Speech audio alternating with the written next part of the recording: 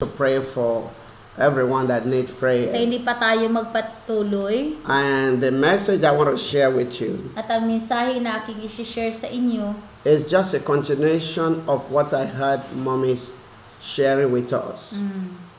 God bless you, Brother Miguel. You know, God is a miracle working God. Ang ating Diyos po ay God, miracle working God. And it does miracle At siya po ay gumagawa ng milagro by saying what is your heart towards kung Him. ano ba ang nakikita niya sa iyong heart. Whatever the position of your heart towards God Kung ano ba, nakaposisyon ba o ano ba ang posisyon ng iyong heart kay Lord. will determine what God will do for you. Ganun po, ganun din ang gagawin ni Lord. And that is why we need to understand Kaya nga kailangan nating ma-understand one of the great key that do move God, motivate God isa pong susi na nakapag-motivate kay Lord to heal people quickly para pagalingin niya ang mga tao is when you choose to serve God. kapag ikaw po ay pumili na magsiserve kay Lord. When you choose to serve God, Nang ikaw ay pumili na magsiserve kay Lord. God will take your matter serious. No? Si Lord po ay magiging, no, siya po yung mag-in-charge sa'yo. Yung mga problema mo, alisin niya. When you read that book of Exodus chapter 23, verse 23, Kapag sa Exodus 23:23 po, let me show you something there in the Bible. meron ako ipakita sa inyo. Making a choice to serve God is a great wisdom. Amen. No, ang pagpili po na ikaw ay magsiserve kay Lord ay isa pong great wisdom 'yon. I was happy when Mommy was asking question from Pastor David, my son here. Ako po ay masaya nung tinanong ni Mommy si Pastor David. When Pastor David arrived in this ministry, I was not around. Nung dumating po si David sa ministry, wala ako noon. I was in Leyte for crusade. Nandun ako sa Leyte para sa krusada. And then after that, I arrived here in Davao. Tapos noon, mga ilang Sundays, bumalik na ako. And when I arrived here in Davao, Nung bumalik na ako dito sa Tagum, thank you, Belly Valo. That's the time I was able to meet him for the first time. yung first time ko po siyang nakita. That was some years back now. Nung mga ilang years na ba? 1 year plus? 2 years? No, this one is more than me. Mag-3 na rin. Around 3 years. That No, is true. almost 3 years na. Oh, you see? Bright kayo. Almost 3 years. 3 years. Glory be to God. Amen. God bless you, Sir Augusto. God bless you, Ma'am Larry. And when I called the people for healing, Nung tinawag ko ang mga tao for healing, God bless you, Sir Duma Alonso. And I saw him, he joined them to come out. pinakita nila si David sa akin. One of the things I can still remember very well, Isang na-remember ko talaga. I lay hands in the chest of him. Naglihans ako sa kanyang dibdib. Thank you, Asina Pastor Ajoy. I know Pastor Ajoy was there on that day. I lay hands in his chest, Paglihans ko sa kanyang chest, praying for him. nung ako po ay nagpipray sa kanya, His chest was not beat like every other human being. yung beating po sa kanyang dibdib ay hindi normal katulad ng iba. Like that, very fast. Very fast yung beat. You remember? Pero, I thought you already kalimut ba? Amen. Amen. Pero karon okay kayo. Kamusta na ang beating sa imong heart? Basin gugma na ba? Agoy! Gugma kay Lord daw. I remember your sayaw recently. Ang kasing ko nagaboto-boto. Basta, gugma kay? Lord, Amen. Amen. It became normal. Okay, Nagiging normal yung let's- beating ng kanyang let's heart. continue what we are saying. But one of the great key Pero yung pinakasusi doon, that God used to rescue him, kaya nirescue siya ni Lord. since that moment, Simula noon, he started to serve God nagsiserve na siya kay Lord. non-stop. Non-stop. You see that even is the one to start the program No? earlier. Kahit this time po sa programa, always in the morning nandun siya. Sa 9 o'clock, siya yung nagsisimula. All glory be to God. Those who can make a choice to serve God. Thank you, Pastor Treasure. God bless you. Thank you, Dickness. Susanna, God bless, a great woman of God. Those who can make a choice to serve God can easily cross over the challenge of sickness. Amen. Yung tao na madali lang makapag-serve kay Lord, madali lang silang mananalo sa mga sakit. I will tell you before I finish this program how you can serve God even when you are still feeling the pain. Sasabihin ko sa inyo, paano ba kayo makapag-serve kay Lord na meron pa kayong naramdamang sakit? All glory be to God. Amen. Amen. And you know what happened? Alam mo ba kung anong nangyari? Exodus chapter 23, Exodus 23, verse 23. verse 23, Let's hear what the Bible says. For my angel shall go before you Yes. and bring you into... Wait a moment. Sorry. It is well with you, honey. I'm talking from verse chapter 23 because 20. okay, you can read it. Behold, No, not 20.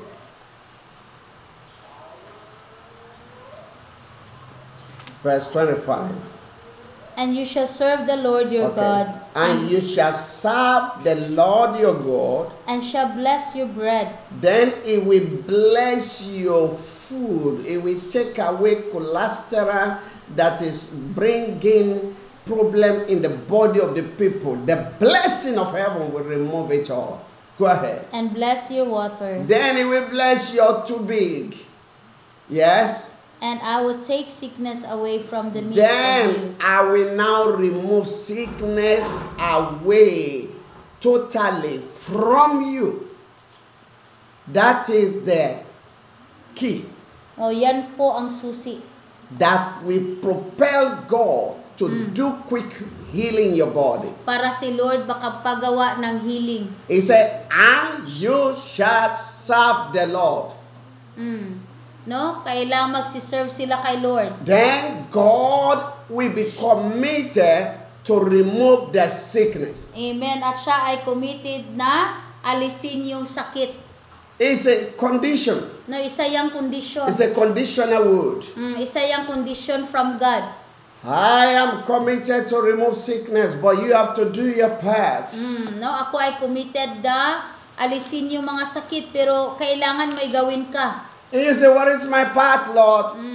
Nagtatanong siguro ka, ano ba yung part ko, Lord? And God said, your part is you have to serve me. Sabi ni Lord, yung part mo ay kailangan mo mag-serve sa akin. I remember some of you may hear remember my testimony. Siguro na-remember nyo ang aking testimony. During those days of my youth day, I loved soccer. I loved to play soccer so much. Before po, sa panahon ng aking kabataan, gusto ko pong mag-play ng soccer. Those of us that are being colonized by British people, we love. It's like soccer is in our blood, like NBA in Pinas. Yung soccer talaga yung pinaka-sports namin. And it's a kind of sport that can destroy leg very fast. Yung soccer or football, yun madali makasira ng legs, madaling makapag-injured. Until a certain moment that my right leg cannot walk well anymore. Hanggang dumating ang panahon na nasira yung leg ko, hindi na ako makapaglakad. It was wounded that I can feel only the skin cover it, but I can feel the boko, the bone, like that. Kahit na wala siyang sugat sa skin, pero nafe-feel ko talaga nababali yung buto. Parang skin na lang yung nakatabon. God bless him, I'm just saying. And from there, at simula nun, when I walk a little bit, I will start to feel the pain. Kapag ako ay lumakad ng kaunti, nafe-feel ko yung sakit. That happened to me many years. Nangyayari yan sa akin many years. Then when I become a servant of God, nung ako ay nagiging servant ni Lord, and I start to preach, minister to people, nagpipreach ako, nag-minister sa mga tao. I can remember in the beginning, na-remember ko, napaman that time, meron pang mga naramdamang sakit. But I wonder, pero I cannot just remember the day it disappeared. Na-surprise ako kasi hindi ko alam kung anong day na nawala na yun. Some years back, I was shocked. I just tried to feel it. I cannot feel it. I don't see the bone where it was already back to normal, everything. No more pain. Hindi ko na makikita yung yung buto na nabali. If you will choose to serve God, kapag ikaw ay pipili na magsiserve kay Lord, God will be committed to your life affairs. Si Lord po ay magiging komitado sa iyong buhay. Let me show you something one more in the Bible before we go. Meron akong share sa inyo. Some of you might have read that story before. Isaiah chapter 38. Isaiah 38. You can read it at home. When you read verse 1 to 5. Isaiah 38, 1 to 5. It's about a king that was serving God. Tungkol po ito sa isang hari na nagsiserve kay Lord. Whose name is Hezekiah. Tungkol po ito kay Hezekiah. And he got sick. Nang siya po ay nagkasakit. And the prophet, God tell him it's time for him to die. Tapos sinabi ni Lord sa propeta na sabihin mo kay Hezekiah na siya ay mamamatay na. And he prayed. Nang narinig ito ni Hezekiah, siya po ay nag-pray. And he said, Father, sabi niya, Father, remember what I'm doing in your house. Siya i-remember mo kung ano yung ginawa ko sa iyong bahay. Remember how I serve you. I-remember mo po kung paano kita siniserve. Do I have to die now? Kailangan ba akong mamatay ngayon? The Bible says, sabi ng Biblia, God remember. Naka-remember si Lord. God told the same prophet, sinabi ni Lord sa the same propeta, go back to him. Bumalik ka sa kanya. Tell him he's not going to die now. Sabihin mo sa kanya, hindi pa siya mamamatay ngayon. Tell him I heal him now. Sabihin mo sa kanya na pinagaling ko na siya. And tell him that I added another 15 years to his At year. sabihin mo sa kanya na ako ay nag-a-add ng 15 years sa kanyang buhay. Serving God can change it. Yung pagsiserve mo kay Lord, yan po ang makapagbago ng iyong sitwasyon. How do you serve God? Paano ka ba magsiserve kay Lord? I wish to serve God. I wish I can walk. I can go to church and serve God again. But now with my situation, I cannot go to church. Not until you get to church before you can serve God. So, hindi ibig sabihin na magsiserve ka lang kay Lord kung andyan ka na sa church. But even when you are having sickness, kahit na may naramdaman ka pang sakit dyan, when you are feeling the pain, yung nafe-feel mo pa yung sakit, and you are praying for others, at ikaw ay nagpipray sa iba, Lord, be with Apostle Paul, use Apostle Paul more, Lord, all of us that are believing God, that connect to their program for healing, heal us, do miracle in their life, let others be healed also. What are you doing? You are serving God. Amen. Yung ikaw nagpipray na Lord, gamitin mo si Apostle Paul ng tuluyan. At Lord, yung kasamahan ko na merong naramdaman, pagalingin mo kami. Anong ibig sabihin nun? Nagpipray ka sa iba. Ibig sabihin nun, you are serving God. You make a decision that every time that program started, you will share to 10 people every day. No, naggawa ka ng desisyon na every time na ikaw ay sumali sa programang ito, i-share mo ito sa 10 people. And you never wait for anybody to even challenge you before you do it. At hindi ka na nagwe-wait pa na meron pang mag-challenge sa inyo na i-share yung programa. What are you doing? Ano ba yung ginagawa mo? You are serving God. Ikaw ay nagsiserve kay Lord. You decided Nag-decide ka that every time I'm on that program, I'm going to buy a star. na bawat programa magbibigay ako ng star. Every time I'm there, I'm going to give something in offering into the Gcash. Every time na nandun ako sa programang noon, magbibigay ako ng offering sa Gcash.